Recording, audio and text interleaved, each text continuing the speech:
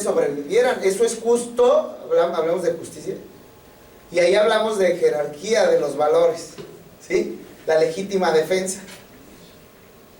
No, es que si se meten a mi casa, pues saco mi arma, y pues lo que debo hacer es solo inmovilizarlo si él trae otra arma. Pero se me va un tiro y le doy en la frente, ya me van a llevar a la cárcel. Hay jerarquía de valores en ese aspecto, ¿no? Y es muy claro, no debes rebasar tu fuerza. Es decir, debes aplicar la fuerza hasta el momento en que esté a salvo tu bien jurídico que se pretende violentar, ¿sí? Hasta ese límite. Ahí está claro. Pero cuando hay pensiones alimenticias, en este caso de la señora que le construyeron, ¿cuál es el valor? ¿El aplicar la justicia o el salvar a esta señora que va a morir aplastada? Es evidente. Estamos en este juicio en específico haciéndole caso más a la ley que a la axiología o jerarquización de los derechos humanos, que lo podemos hacer valer. ¿Sí me explico? ¿Por qué? Porque ya está en la Constitución. Solo hay que argumentar. ¿Y cómo argumentamos? Materia, la lógica, axiología, epistemología y ya se me olvidó otro. Lógica, epistemología, axiología y ontología. Esos tres aspectos debemos dominarlos para hacer mejores agravios, para hacer mejores escritos, para ser mejores abogados, para ser mejores personas. ¿Sí? Otro aspecto, efectiva aplicación de los principios del derecho. ¿Cuántas veces no se habla? Cuando esté en desacuerdo esta norma con la otra o no haya una ley, nos iremos a los principios del derecho. En materia administrativa hay un chorro de lagunas. Y dice, todo lo que no hay aquí, pues lo resolvemos conforme a los principios generales del derecho. Y los principios generales del derecho nunca los aplican. ¿Sí? Entonces, con base en este aspecto que le da fuerza a la moralidad, pues vamos a hacer valer ¿los qué? Los principios del derecho. Ya les dije uno, principio de inocencia. ¿Sí? Principio de interés público. Ya está dándole más vigencia a estos postulados. ¿Estamos de acuerdo? Analizar las probables consecuencias adversas y benéficas del uso de las normas jurídicas aplicables al caso en concreto. Yo propongo que se use la estadística de cada uno de los tribunales para señalar cómo se han resuelto, qué tendencias han tenido asuntos que son más o menos parecidos. Y ya con el uso de la estadística se puede orientar y se puede usar también para conciliación. ¿Saben qué, señores? Mire, en este tribunal se ha dado que esto, que lo otro, en materia nacional se ha dado esto. Ha habido 50 casos donde las mujeres se merecen que se lleven todo, la casa, los carros y todo, ¿sí? Y así es que cállese, señor, ¿sí? Y eso sería mucho mejor que hubiera esa estadística. ¿Estamos de acuerdo? ¿Qué está en esta? Dice que no. ¿Qué está en esta realidad? La mujer tiene mayor protección jurídica que el hombre. ¿Sale? ¿Por qué? Porque se ha visto esta diferencia de fuerzas y de condiciones. Hay que hacerlo valer. ¿Y no lo hacen valer? Sí, sí se hace valer. Y es principios morales. ¿Cómo cambia la ley de un feminicidio y a un homicidio? El feminicidio es mayormente sancionado que el homicidio. ¿Permean los derechos o los aspectos morales? Por supuesto. Yo propongo que ante casos difíciles se pueda seguir esta normatividad, estas reglas, para efecto de no vulnerar derechos humanos por la aplicación aislada de la ley. Se propone este procedimiento como pasos para ir jerarquizando los valores y el uso de estadística en este segundo aspecto. El tercero, una vez detectado lo demás, la conciliación, buscando un mínimo de garantía respetado para todos. Uso de las Marx. ¿Y quién te va a dar esa orientación? Pues los que están resolviendo. ¿Cómo van a medir sus alcances? Pues con el uso de la estadística también. Es una de los aspectos que nos van a dar indicios palpables. ¿Llevamos la estadística como sustento de nuestras resoluciones? ¿Sí o no? Defensores de oficio, ministerios públicos, jueces, secretarios, ¿llevan su estadística? ¿Y la usamos esa estadística para fines de impartir justicia o nada más para decirle al tribunal, pues mira, aquí están estos casos? Doctor, perdón. En este punto sí me surge una inquietud. Me parece hasta cierto punto muy peligroso que se aplicara lo propone usted como uno de los medios para poder actuar el operador jurídico, pero si se empleara el método de la estadística por parte de los jueces, magistrados y demás, y si a nivel nacional hay cierta tendencia a resolver determinados casos de determinada manera, en materia penal, por ejemplo, atendiendo o aplicando la política criminal, que realmente, platicando con algunos compañeros, coincidimos en que los jueces y magistrados no deben de seguir o resolver los asuntos planteados conforme a una política criminal, porque ellos no están para ver aspectos de política criminal, ellos están para resolver un caso en particular. Pero si ellos ya tienen cierta línea, entonces la estadística va a señalar lo que ya tienen como línea o como cierta tendencia, pues. Entonces resolverían de la misma manera y no cambiaría para mejorar. No sé si me explico en mi planteamiento. Yo creo que sí funcionaría porque ya tienes el fundamento de dónde están tomando ese criterio, bajo una perspectiva estadística. Y entonces ya tú tomas ese aspecto para empezarlo a combatir con base en todos los principios anteriores.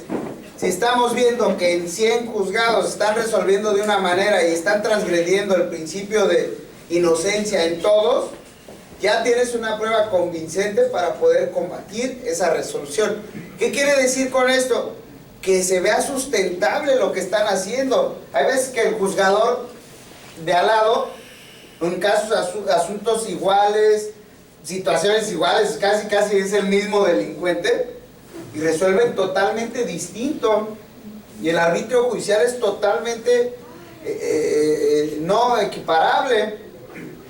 Si tú planteas este departamento de estadística señalando esos aspectos, ya tienes el sustento para decir, oye, ¿por qué en este asunto igual, situación más o menos parecida, él dictó de esta manera? Perdón, y acá dictaron de una manera más agresiva. Ya tienes pruebas, ¿me explico? O sea, el chiste es buscar elementos, indicios para hacer más científica nuestra ciencia. ¿Qué hacen cuando, un ejemplo, ¿no? Cuando tenemos pacientes, un médico que tiene pacientes, no hacen investigaciones de ver un tratamiento cómo le fue para X paciente? ¿Sí o no?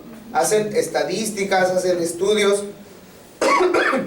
y de ahí ya se destaca una prueba convincente para decir si usa este material o no lo usa. Retomando la idea entonces no sería propiamente cuestión estadística, sino una cuestión de criterio, ¿no? Porque atendiendo a esa postura y ubicándonos en una realidad, lo cierto es que, contrario a analizar una circunstancia en donde se están violentando ciertas jerarquías de forma sistemática o por criterio de ciertos juzgados, lo que sucede es que si hay un juzgado que está dando libertades y todos los demás están sentenciando, bajo ese esquema lo que sucede en realidad es que el juez activo en su momento empieza a decir, no, es que no quiero que se vea una circunstancia por la que yo estoy dando tantas libertades, Entonces me uno al criterio de aquel.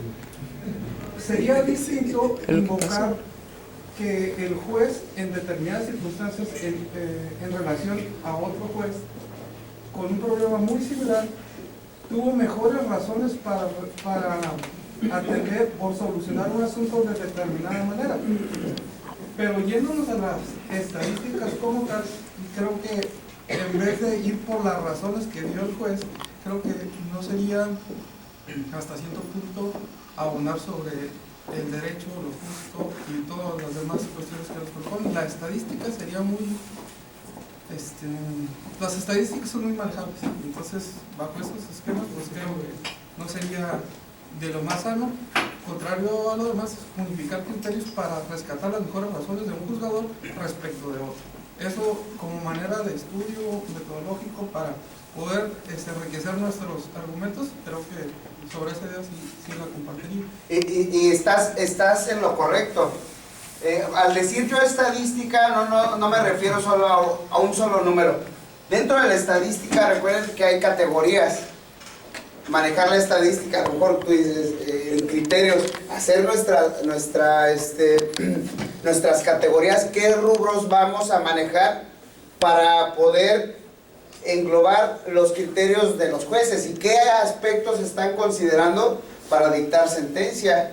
De 100 asuntos, 50 jueces tomaron estos criterios y sacamos 20 criterios, ¿no? De estos 20 criterios, 5 dijeron esto, 5 esto, ¿me explico? Ya te daba base científica para tomar incluso como defensor ciertos criterios. A ver, creo que por aquí va el asunto. Y también vemos la perspectiva y personalidad de los juzgadores. Muchas veces lo que hace el juez antes de dictar sentencia lo desconocemos. ¿Qué método aplican para sentenciar, para proponer la individualización de la pena? ¿Qué método aplican los jueces? ¿Cuál? ¿Cada quien aplica el que quiere? ¿O todos aplican la teoría de los 10 grados? ¿Sí conocen la de los 10 grados, no? El mínimo máximo, el cercano al mínimo medio, X, algo así, ¿sí? ¿Todos los jueces lo aplican? ¿Qué criterios se está aplicando para la individualización de la pena? Y es parte de mi investigación que voy a hacer. ¿Sí me explicó? ¿Qué haces tú, juez, antes de transcribir tu sentencia? ¿Sí? ¿Qué valoración aplicas? ¿Qué método estás aplicando? Y ese método, ¿quién lo da? La filosofía. No vemos todo lo que el juzgador hace antes de publicar la sentencia, si quiere. ¿Sí?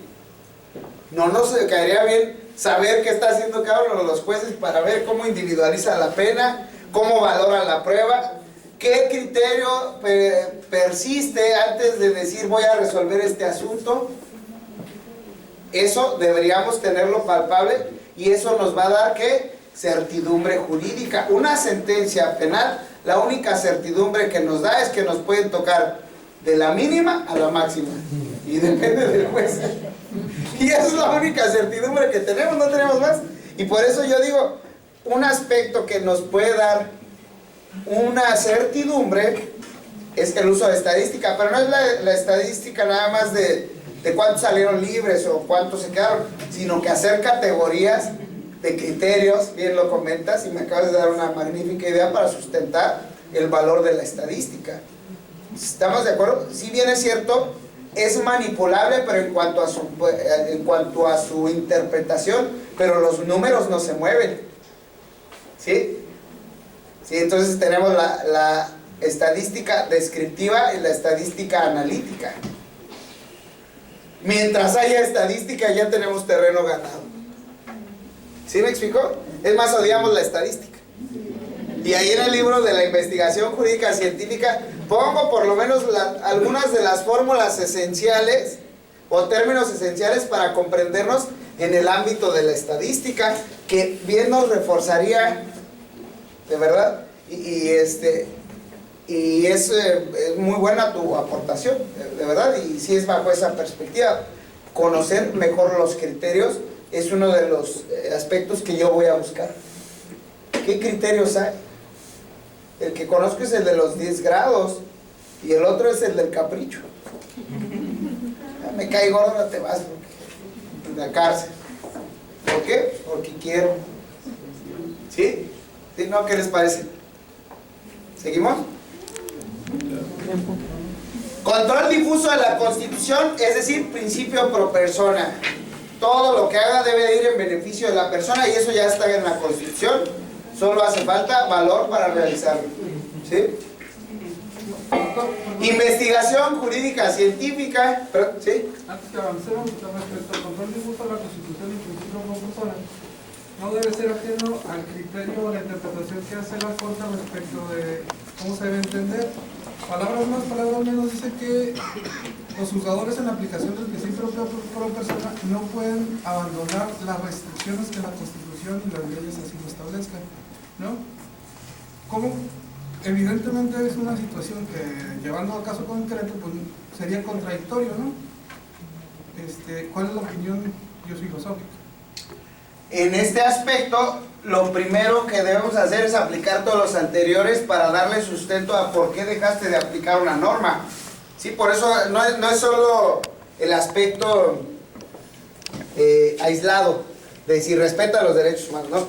Hay que ver, bajo una valoración filosófica, irnos a la doctrina y darle sustento a los pensamientos en cuanto a la jerarquización de los valores, a la axiología, a cómo surge el conocimiento, el origen de la norma, a las corrientes filosóficas, incluso del funcionalismo, para darle sustento a lo que tú pretendes hacer valer como derecho humano. En este aspecto, el principio pro persona va basado en el derecho humano. Si tú estás, fíjate, ya otra vez viene la estadística, si se ha estado viendo que se han resuelto ciertos asuntos de determinada manera y el principio pro persona me dice respeta los derechos humanos, pues tú vas a agarrar de la estadística